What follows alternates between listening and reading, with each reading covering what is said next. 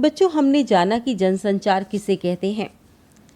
जनसंचार की परिभाषा क्या है, इसके बारे में आज हम चर्चा करेंगे।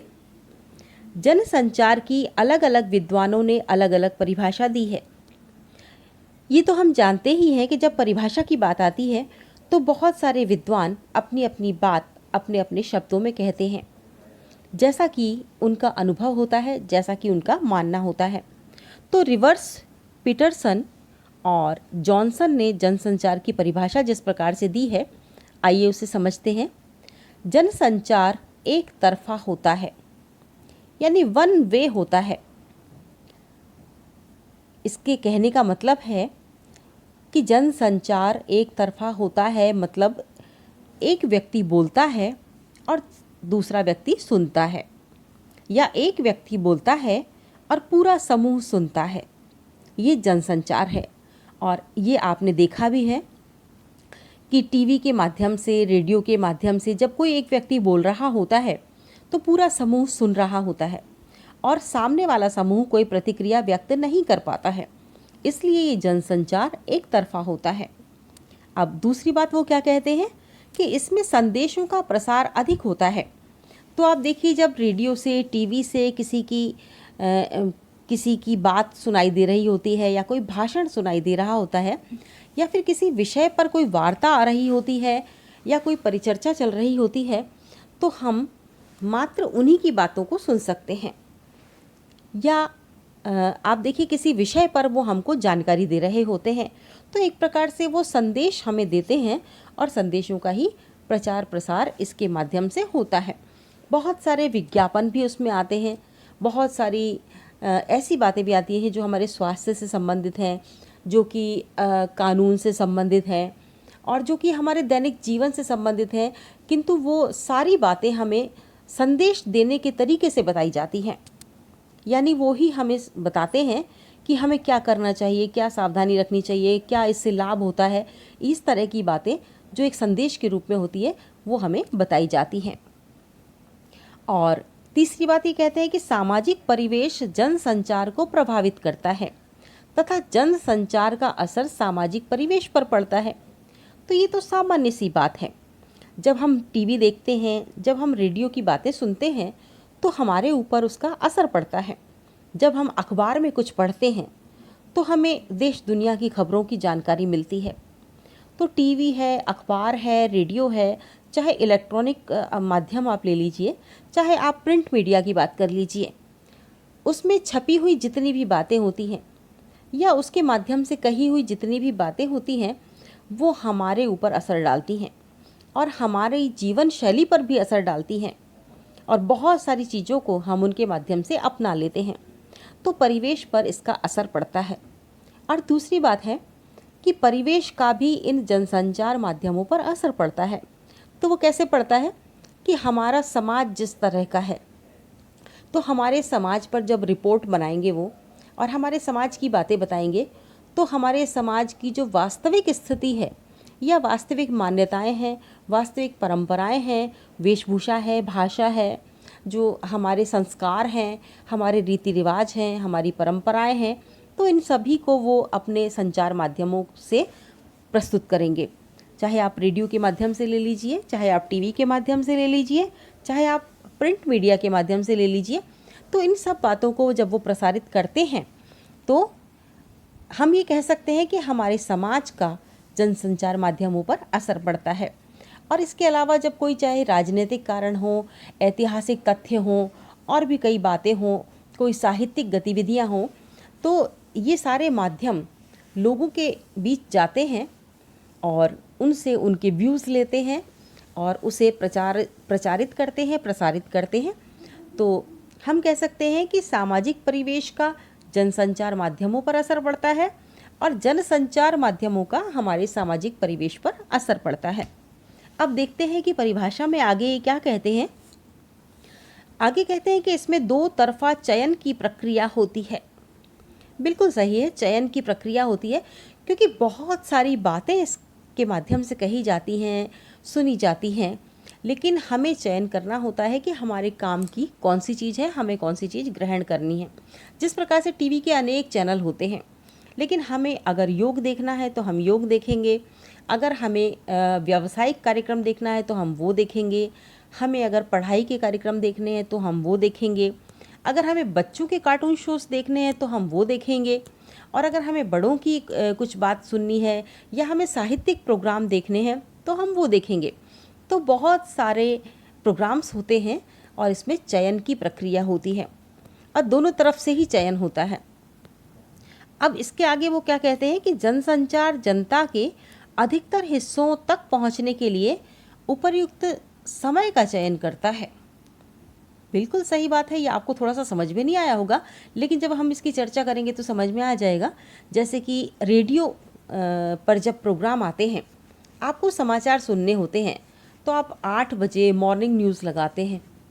आपको पता होता है कि 8 बजे मॉर्निंग न्यूज़ आएगी, तो आप 8 बजे फिक्स टाइम पर रेडियो ऑन कर लेते हैं।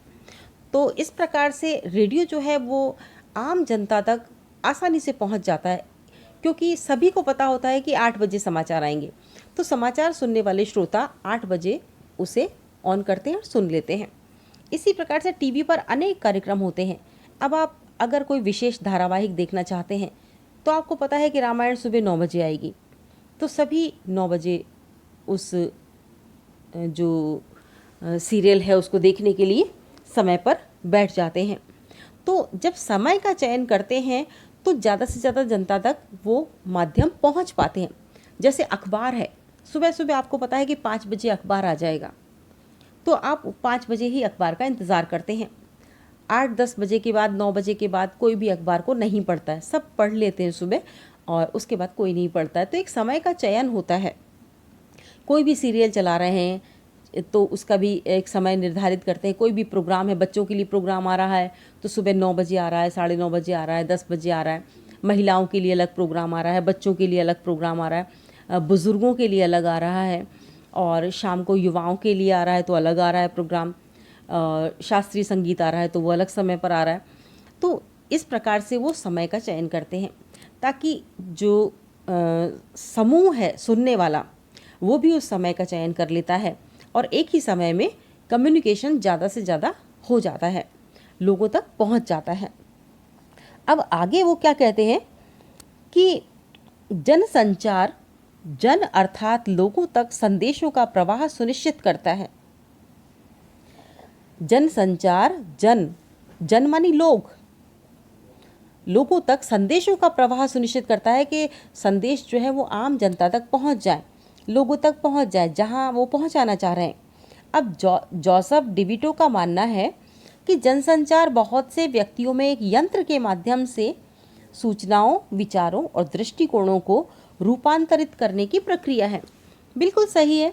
देखिए, हमने बच्चों बात की आपसे कि रेडियो के माध्यम से, टीवी के माध्यम से, अखबार के माध्यम से और भी जनसंचार के अन्य भी माध्यम है, किंतु ये सबसे सशक्त माध्यम है।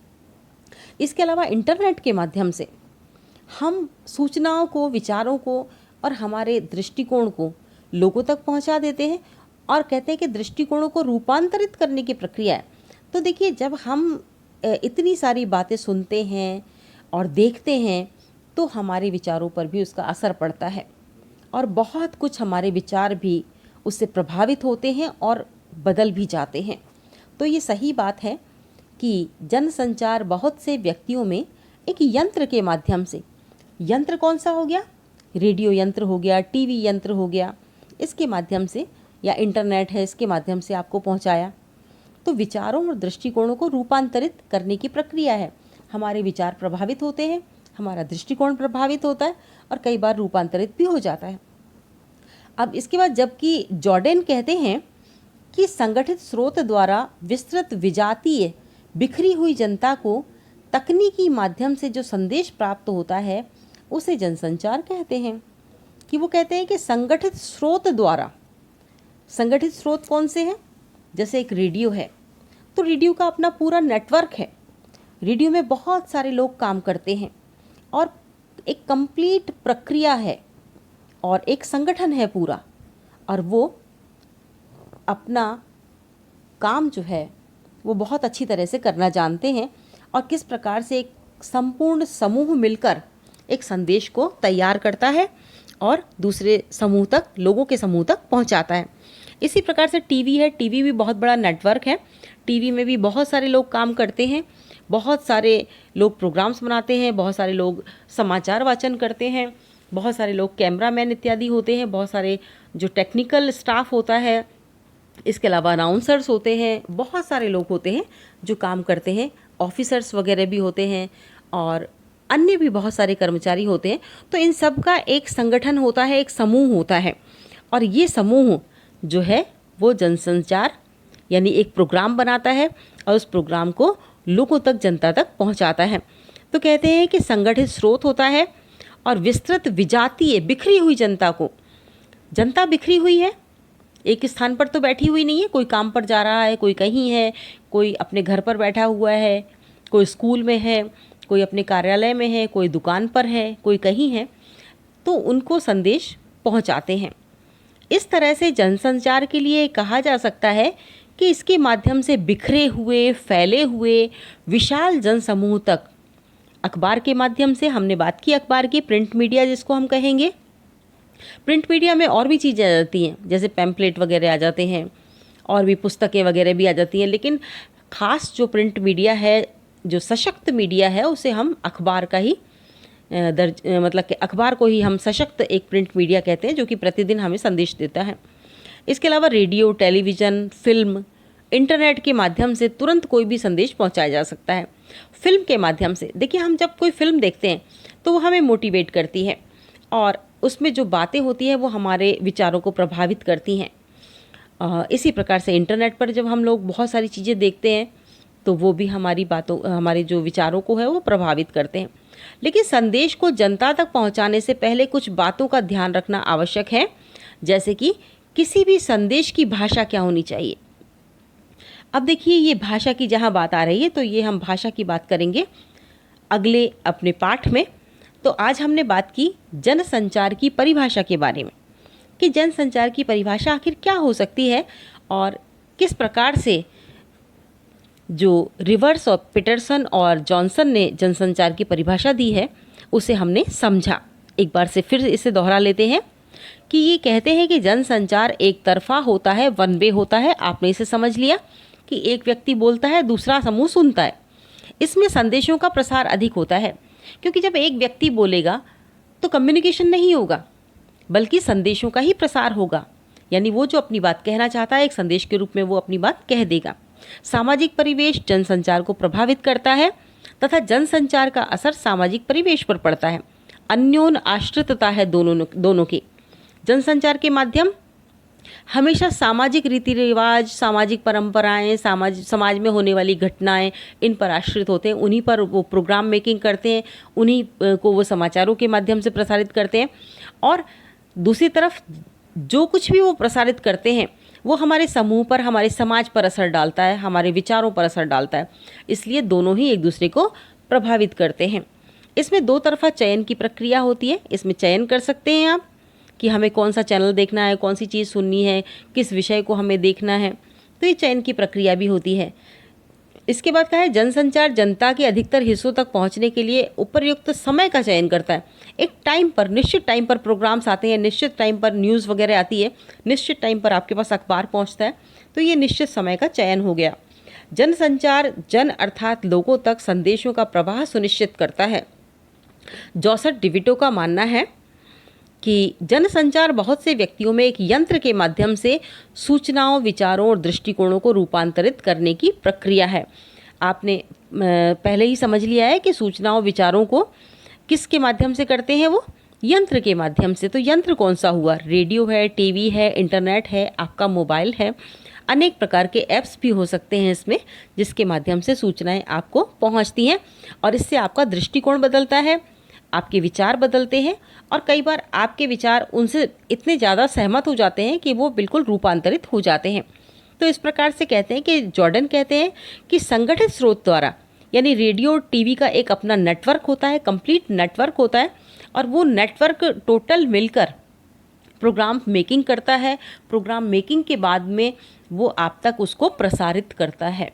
तो इसमें बहुत सारे लोगों की एनर्जी लगती है, बहुत सारे लोग काम करते हैं और एक प्रकार से मशीन जो है वो भी इसमें सम्मिलित होती है। यानी एक जो मशीनी प्रक्रिया जो होती है कि किस प्रकार से प्रसारण होता है, तो वो भी इसमें सम्मिलित होती है। और बिखरी हुई जनता को, जगह जगह जनता बिखरी हुई है, एक स्थान पर तो है नहीं, लेकिन सबके पास रेडियो सेट होते हैं, सबके पास टीवी होती है, यानी टीवी के सेट होते हैं जिसके माध्यम से वो देख पाते हैं और सुन लेते हैं। तो इस प्रकार से बिखरी हुई जनता को भी हम लोग जनसंचार के माध्यम से, जनसंचार माध्यमों के माध्यम से उनको संदेशा पहुंचा देते हैं। तो ये है जनसंचार की परिभाषा, जो कि रिवर्स, पीटरसन और जॉनसन के आधार पर दी गई है।